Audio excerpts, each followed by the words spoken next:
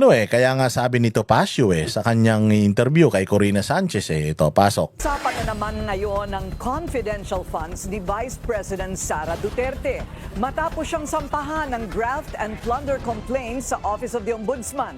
Kaugnay niyan, makakausap natin ngayon si PDP spokesperson Ferdinand Topacio. Magandang gabi po sa inyo, Attorney Topacio. Yes, magandang gabi pong muli, Ma'am Corina. Always an honor and a pleasure. Wow, thank you very much, sir, sa inyong panahon. Sa isang ulat po, layon daw ng pagsasampa na ito ng graft and corruption laban sa bise na pahinain si VP Sara sa 2028. Kayo po ba'y naniniwala dito? Ay opo, at in fact kami nga po ay naglabas na nung kamakalawa ng opisyal na pahayag sa ngalan ng Partido Demokratiko Pilipino na sinasabi po namin, unang-una yan ay mga recycled.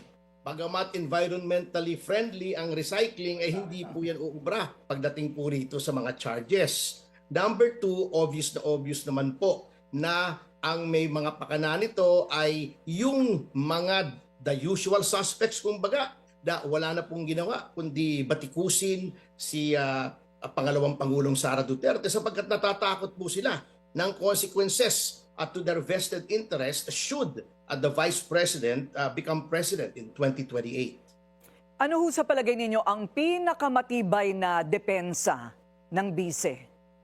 Well, the strongest defense po, Ma'am Corina, as always, is innocence. Hindi po niya ginawa yan. Ang ngunit sa ilalim din po ng ating mga batas, the person who alleges a crime has the burden of proof of showing that it has been committed sapagkat constitutionally protected po ang presumption of innocence. But in this case, the Vice President, I believe, is merely a victim of political persecution and vendetta.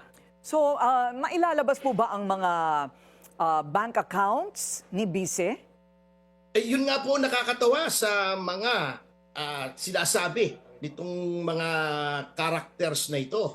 Bakit kami ang maglalabas? Meron po talagang prinsipyo sa Roman law na e cumbenti probatio qui decit non qui negat, or the burden of proof is on him who alleges something. They're saying that she has amassed more than 50 million in ill-gotten wealth. So dapat pong sila po ang magpakita kung nasaan yung 50 million plus na yon. Kung wala, then the case must perforce be dismissed.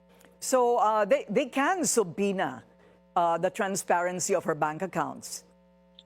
May subpoena powers under certain circumstances sapagkat meron po tayong secrecy of bank deposits, but again po, we repeat, at natatawa nga po kami, akala ko ba they are convinced of the merits of their case. Ang kapal-kapal nga ng mga papeles na isinumpiti nila. Ibig nyo pong sabihin sa daan-daang libong pahinang yon, wala yung alegasyon nila kung nasaan yung 50 million. So, nakakatawa po ito. The powers of subpoena cannot be used as a fishing expedition under our due process clause. So, dapat po sila magpakita. Ito yung bank account, ito yung mga yaman, ito yung lupa, ito yung bahay, ito yung mga sasakyan. Yes, maganda yun kasi the burden of proof is in the accuser or is with the accuser. Kung ikaw nag-akusa, dapat ikaw may pruweba. Di ba? O katulad nun, di ba tayo, we are accusing Bongbong Marcos of being an addict dahil nakikita natin yung manifestation sa itsura niya ng pagiging addict O hindi ba sabi ni Claire Castro, kayo nagsasabi na addict siya, dapat meron kayong pruweba na addict siya. Bakit siya kailangan maglabas ng pruweba na addict siya? Which is yung drug test. Ito na yung pruweba natin, si Amy Marcos mismo, ang close kapatid pucha, isang pepe lang yung nilabasan niya. Isang pekpek lang nilabasan ng dalawang yan. Ni Bongbong at saka ni Amy. Putang ina, alam ka na maniwala ka kay Claire Castro kaysa kay Amy. Sabi ni Amy, addict daw yan. Gumagamit yan noon pa. Yun na yung pruweba. Yun na yung pruweba natin. Kailangan na lang ngayon patunayan ni Bongbong Marcos na hindi siya addict. By what? By means of mag-undergo ng hair follicle test. Pero hanggang ngayon, di pa siya nag-hair follicle kasi nga addict. It's safe to assume na addict siya because he failed to prove to us na hindi siya addict. O si Inday Sara, ba sabihin nyo, si Inday Sara ganun din naman she failed to prove to us na hindi siya nagnakaw ng 125. Anong failed to prove to us? Ang may kasalanan niyan, Supreme Court at saka ang Senado dahil hindi siya na-impeach Dahil ipinatigil yung impeachment. She's ready to face the impeachment court pero hindi natuloy 'Di ba? So ready si Inday na patunayan 'yun. At lagi naman sinasabi ni Inday, very vocal naman siya na ipinagtatanggol yung confidential funds na 'yan. So yun sinasagot niya. Si Bongbong sinasagot ba niya yung kaadikan niya? Hindi naman. So in this instance, sinasabi nga nila na, pucha, itong mga papel na ito, walang silbi ito. Why? Because hindi ka pwedeng tumakbo sa ombudsman para mag-initiate ng investigation ng meron ka lang hunch or meron ka lang haka-haka. Hindi pwedeng haka-haka lang. Kailangan base sa ebidensya. May ebidensya ka ba? Yung ebidensya mo, kailangan i-cross-check yun noong ombudsman sa totoong data na manggagaling mismo sa inaakusahan. Tama? Kaya lang, ang problema, doon pa nga lang, mali na kasi hindi nga saklaw ng ombudsman ang isang impeachable official So, the whole process of this optics sa pagsasampa ng kaso, wala nga walang grounds Mga pangalan pong piatos, yung mga inimbento daw pong mga pangalan na nakatanggap ng pondo. Ano po ang depensa doon? Alam niyo po, sorry po, Ma'am Purina. Go ahead, sir. Opo.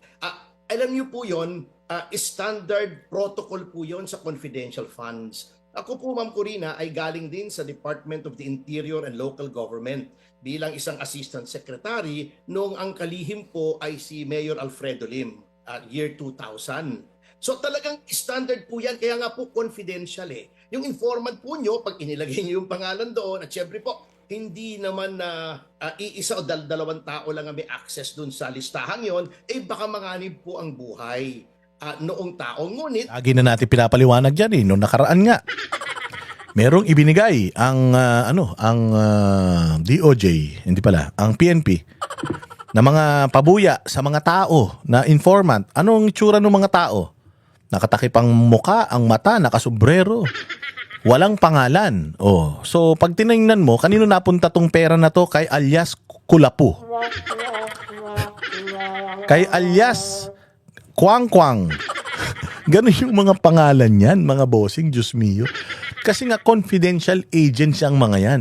So, yung mga confidential agents ni Inday Sara, whether Piatos ang pangalan yan or King Kong ang pangalan niya o si Godzilla yan, issue sa kanila yan. Bakit? Yung mga confidential agents na yan, kaya gusto nilang malaman kung sino yan. Kasi parang alam nila kung sino sa hanay ng mga komunista yung asset ng gobyerno.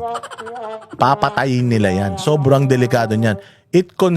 National security concern yan.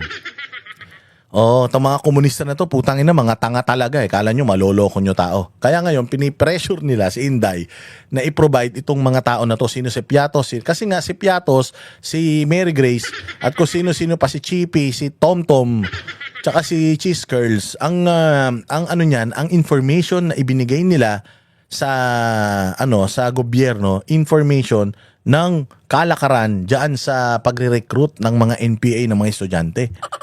Kaya gusto malaman ng mga makakaliwa sino itong mga tao na to para putangin na patayin na nila. Pwede pong i-decode yun para malaman talaga na ito ay natanggap. So that is a non-issue na pinag-uulit-ulit po nila. Okay, huling tanong po. Yung affidavit po ng sinasabing dating bagman ni VP Sara, ito pong si Ginoong Ramil Madriaga. Ano po ang komento ni VP dito? Hindi ko po, I cannot pretend to speak on behalf of the Vice President sapagkat ako po ay tagapagsalita ng PDP. Ngunit bilang isang abogado po, that is an uncorroborated statement. Pwede naman po mag-imbestiga ang ombudsman. Kahit nga po anonymous, pwede naman po ang DOJ din po. Ngunit, titignan po natin yung credibility noong mga aligasyon. At yung binabasa ko po yung affidavit na iiling lang po ako sapagkat yung sinasabing 1 billion in a grandia, that's physically impossible. Number two, yung nagbi-build up daw ng war chest, si binibining Sara Duterte. Alam niyo po, I personally know as to approximately when nag-umpisa yan na mag-harbor ng ambitions for president. Yung before that po, there was really no plan to run as vice president or even president. Yung prior to 2022, last minute po yun, and I know this personally. So, ang dami pong mga inconsistencies at kung ano-anong mga incredibilities ng affidavit pong yun. Okay, maraming salamat po sa inyong oras, PDP spokesperson. Oh, di ba? Ang ina nyo ha. Yun yung sinasabi ko kanina.